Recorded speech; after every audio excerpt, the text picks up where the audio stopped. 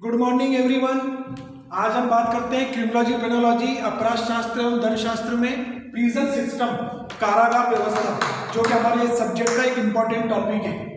कारागार व्यवस्था की हम सिनॉप्सिस पर चर्चा करते हैं। नंबर 1, इंट्रोडक्शन, परिचय। हम बहुत समय से सुनते आ रहे हैं कि व्यक्ति को दंडित किया जाता है, किसी व्यक्ति द्वारा गलत कार्य जो करता है उसे दंडित किया जाता है, तो उसे दंडित करने के बाद कहाँ पर रखा जाएगा।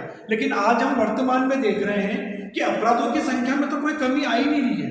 अपराध तो दिन प्रतिदिन बढ़ते ही जा रहे हैं। इसलिए सिंपल से परिचय में हमें बस ये देना है कि आज ऐसे व्यक्ति को जो कि कानून के खिलाफ कोई कार्य कर रहा है या कोई आईपीसी इंडियन पिनल कोड के अकॉर्डिंग अपराध करता है, तो ऐसे व्यक्तियों को कारागार में रखा जाता है। इसे जेल, कारागार या बंदी गृह भी कहा जा सकता है। सिंपल सा इंट्रोडक्शन।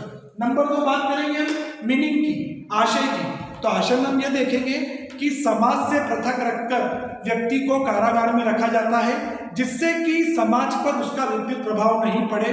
लेकिन आधुनिक समय में कारागारों में उपचारात्मक पद्धति की ओर विशेष रूप से ध्यान दिया जा रहा है। आज इसलिए विश्व के प्रत्येक देशों में सुधारात्मक पद्धति का बहुत महत्व है। उसका एक मेन रीजन यह भी है कि वहां पर अपराधियों को साथ साथ इसका प्रशिक्षण, इसका मतलब जो जिसमें उनकी रुचि है वो उनको काम करने दिया जाए, जिससे कि जेल से रिहा होने के बाद वो वापस एक स्वस्थ नागरिक बनकर अपना जीवन व्यतीत कर सके। तो ये सिंपल सा इसका मीनिंग हो गया, आशय हो गया। Number 3, definitions. डेफिनेशंस में हमारे सामने 2 परिभाषा है।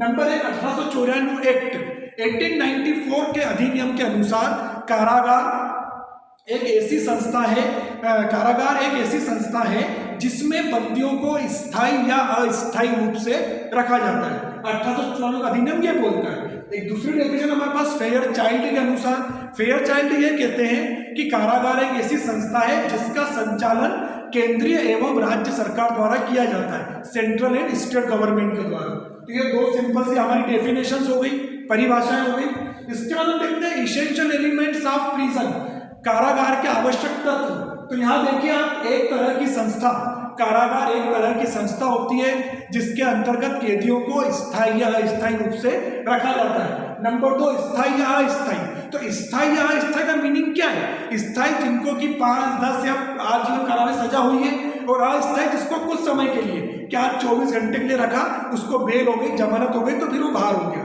वो अस्थायी। नंबर 3, दंड अवधि तक। कुछ कैदियों को समय से पूर्व भी जो हमने पढ़ा उपचारात्मक व्यवस्था में परिवीक्षा और पेरोल छोड़ दिया जाता है, लेकिन में अधिकतम दंड अवधि जो उसे दंड दिया गया है, पनिशमेंट दिया गया है, उस पनिशमेंट तक उसे कारागार में रखा जाएगा, दंड अवधि तक। नंबर 4, आधुनिक दंड व्यवस्था। आधुनिक दंड व्यवस्था के अंतर्गत अपराधियों की और सुधार की ओर विशेष ध्यान दिया जा रहा है, इसलिए कारागार में भी इनको इस प्रकार का प्रशिक्षण दिया जाता है जिससे कि अच्छे नागरिक बन सके। तो ये सिंपल से 4 पॉइंट्स हो गए आपके इसेंशियल एलिमेंट्स। फिर हम बात करते हैं ऑब्जेक्ट ऑफ प्रिजन, कारागार के उद्देश्य। तो कोई न कोई उद्देश्य के किसी संस्था का निर्माण होता है, तो कारागार का उद्देश्य किस चीज के लिए हुआ? तो नंबर 1, अपराधों की संख्या में पर्याप्त कमी। कारागार का मेन उद्देश्य यह है कि व्यक्ति में भय का वातावरण रहे, दूसरे व्यक्ति ये देखे कि इस व्यक्ति को कारागार में बंद किया गया है तो हम ये काम नहीं करें। तो इनका मेन मुख्य उद्देश्य अपराधों में कमी लाना है। नंबर 2, प्रायश्चित की भावना। कारागार में रहने के बाद व्यक्ति को मन में अंदर से ये ग्लानि महसूस होती है कि यार मैं ये जो कार्य करके आया हूं बाहर, ये बहुत गलत कर दिया मैंने, और उसमें प्रायश्चित होता है और प्रायश्चित से उसके सुधरने का रास्ता खुलता है। नंबर 3, समाज से पृथक रखना। कारागार का मेन उद्देश्य वह व्यक्ति जिसने कि कानून का उल्लंघन किया है उसे समाज से पृथक रखा जाता है, जिससे कि समाज के अन्य लोगों को उससे हानि ना पहुंचे। और नंबर 4, अपराधी प्रवृत्ति को रोकना। कारागार का मेन उद्देश्य अपराधी प्रवृत्ति को रोकना भी है, क्योंकि व्यक्ति यदि अपराध कर यदि बाहर घूम रहा है तो वो 1, 2, 10 को भी अपने साथ मिला लेगा, क्योंकि संगति का और बुरी संगति का बहुत जल्दी असर होता है। इसलिए अपराधी को प्रवृत्ति को रोकने के लिए कारागार का उद्देश्य बनाया गया है। ये सिंपल से 4 पॉइंट्स आपके ऑब्जेक्ट ऑफ प्रिजन हो गए। फिर हम देखते हैं prison system in India, Bharat की कारागार व्यवस्था क्या है, तो उसको भी हमने सिंपल से ये 4 पॉइंट्स में समझा है। नंबर 1, सुधार युग 1836। सबसे सर्वप्रथम 1836 में इसका सुधार युग माना जाता है। 1836 में एक कारागार की जांच समिति बनी जिसके अंतर्गत महिला अपराधियों को पृथक रखे जाने पर बल दिया गया और जिसमें बहुत सारे सुधारों की अपेक्षा रखी गई।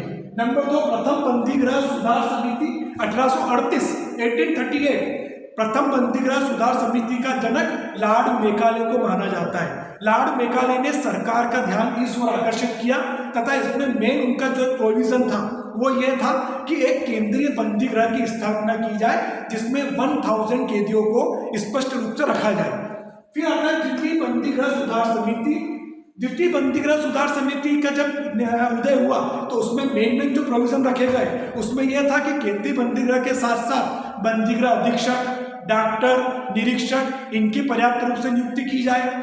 घोर अपराधी, महिला और बालकों इनके लिए अलग से कारागार की व्यवस्था की जाए। कारागार में भोजन, बिस्तर, पानी इनकी समुचित व्यवस्था की जाए। ये द्वितीय बंदीगृह सुधार समिति के मेन प्रावधान थे। फिर आता है बंदीगृह अधिनियम 1894। बंदीगृह अधिनियम 1894 कारागार अधिनियम का सबसे महत्वपूर्ण अधिनियम है। इसके अंतर्गत सभी कारागारों को एक रूपता लाने के प्रयास किए गए और उसमें सक्रिय सहयोग से सभी ने काम करने पर बल दिया गया। तो ये सिंपल सा आपके प्रिजन सिस्टम इन इंडिया था, भारत में कारागार व्यवस्था। अब हम देखते हैं सजेशंस फॉर इंप्रूवमेंट। बंदीगृह को कारागार में सुधार लाने के हमारे क्या क्या प्रयास हैं। तो नंबर आप देखें, केंद्रीय बंदीगृह की स्थापना। जैसा हमने पहले भी देखा कि एक केंद्रीय बंदीगृह सेंट्रल जेल की स्थापना की जाए जिसमें 1000 कैदियों के रहने की व्यवस्था हो और जिसने 1 वर्ष से अधिक अवधि का अपराध किया है उसके रहने की पर्याप्त व्यवस्था हो। नंबर 1।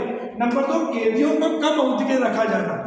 वर्तमान समय में अधिकतम राजस्व का जो व्यय भुगतान होता है वो कारागार पर होता है, इसलिए यहाँ पर मेन हमारा सुझाव ये है कि इसमें कम से कम अवधि के लिए जो घोर अपराधी है, खतरनाक अपराधी है उनको रखा जाए, बाकी को इसमें से बाहर किया जाए।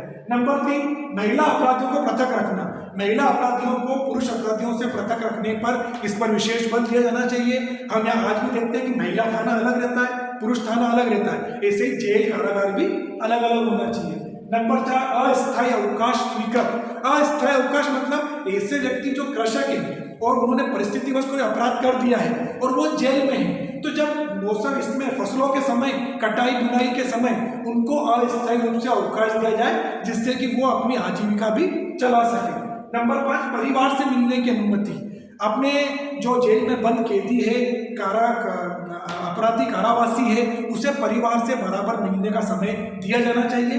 वैसे परिवार से उन्हें मिलने दिया जाता है, लेकिन इसमें मेन माइनस पॉइंट क्या है कि वो बंदीगृह की उपस्थिति में परिवार से मिलता है, तो उसमें वो परिवार से अपने दिल की, मन की खुलकर बात नहीं कर सकता। इसलिए हमारा सुझाव यह है कि उसे परिवार से मिलने का एक समुचित समय दिया जाए। मनोरंजक कार्यक्रमों का होना। हम देखते हैं 15 अगस्त, 26 जनवरी, रिपब्लिक डे जो राष्ट्रीय त्यौहार आते हैं उसमें उनको अच्छा स्वादिष्ट भोजन और मिठाइयों का वितरण किया जाता है, लेकिन इससे कुछ नहीं होगा। साथ साथ में उनको मनोरंजक कार्यक्रम भी दिखाया जाए जिससे कि उनकी मानसिकता में परिवर्तन आ सके। फिर आता है औद्योगिक एवं व्यावसायिक प्रशिक्षण। जेल में रहने के साथ साथ जो श्रमिक वर्ग में उनसे कार्य किया जाता है वो कराने के साथ साथ उन्हें इंडस्ट्रियल एंड व्यावसायिक शिक्षण भी दिया जाए जिससे कि उनकी अभिरुचि इसमें हो और वो जेल से बाहर निकलकर इस रोजगार की ओर अपने कदम बढ़ा सके। फिर आता है घोर अपराधियों को पृथक रखना। घोर अपराधी मतलब जिन्होंने आजीवन कारावास या हत्या जैसा जघन्य अपराध किया है, उन कैदियों को 1 या 2 वर्ष वाले कारावासियों से अलग रखना चाहिए जिससे कि उन पर उसका विशेष प्रभाव ना पड़े। फिर सक्रिय जन सहयोग। ये तो मेन इंपॉर्टेंट पॉइंट है कि बिना जन सहयोग के हम किसी भी उद्देश्य को पूरा नहीं कर सकते। तो जब तक हमें संपूर्ण जन सहयोग नहीं मिलेगा हम इस उपलब्धि में सफल नहीं हो पाएंगे। फिर शिकायत पेटी रखी जाना। इसका सबसे सिंपल सा मीनिंग ये है कि कारागार में एक शिकायत पेटी रखी जाए जिसमें शिकायतें बंदियों की जो भी है वो उसमें आए और उन शिकायतों पर समुचित रूप से उसका निराकरण भी हो। ये एक मेन चीज है। फिर आता है लाभकारी योजनाएं लागू करना। लाभकारी योजनाएं मेन रूप से अफसरों के हाथ में रहती है, प्रतिनिधियों जो कि बंदीगृह के अधिकारी है उनके हाथ में रहती है, लेकिन प्रायः यह देखा जाता है कि वो अपने इस कर्तव्य में उदासीन रहते हैं, वो इसको पूरा नहीं कर पाते। इसलिए हमारा ये सुझाव है कि कम से कम वो अपने कर्तव्य से कार्य करें और जो भी लाभकारी योजनाएं कारागारियों के लिए है उस पर अमल किया जाए। फिर आता है अध्यात्म का शिक्षण। कुछ कुछ विद्वानों ने इस बात पर भी जोर दिया है कि वह कारागारी जो अंदर अपराध में अपनी सजा भुगत रहे हैं उनको योग और ध्यान पर भी उनका केंद्रित किया जाए, जिससे कि उनकी मानसिकता में परिवर्तन हो और वो अपराध से उन्मुख हो। कंक्लूजन, तो निष्कर्ष के रूप में हम यह कह सकते हैं कि कारागार एक ऐसी संस्था है जिसमें कि समाज से पृथक रखकर सामान्य एवं गंभीर अपराधियों को कारागार में रखा जाता है, जो कि अपने मुकदमे अवधि के दौरान या संपूर्ण दंड अवधि तक उस संस्था में कारागार में बने रहते हैं। तो ये सिंपल सा टेक्स्ट क्वेश्चन हुआ। प्रिजन सिस्टम काफी इंटरेस्टिंग क्वेश्चन था, सिंपल क्वेश्चन था, एकदम इजी वे में आप इसको अपने सिंपल से नोट्स में तैयार कर सकते हैं, बना सकते हैं। सिंपल सी 8 पॉइंट के सिनॉप्सिस और एक मेन टॉपिक जो कि आगे भी आपको कॉम्पिटिशन एग्जाम्स तो नहीं लेकिन इन रूटीन डेली लाइफ में भी बहुत सहयोग करेगा। Thank you.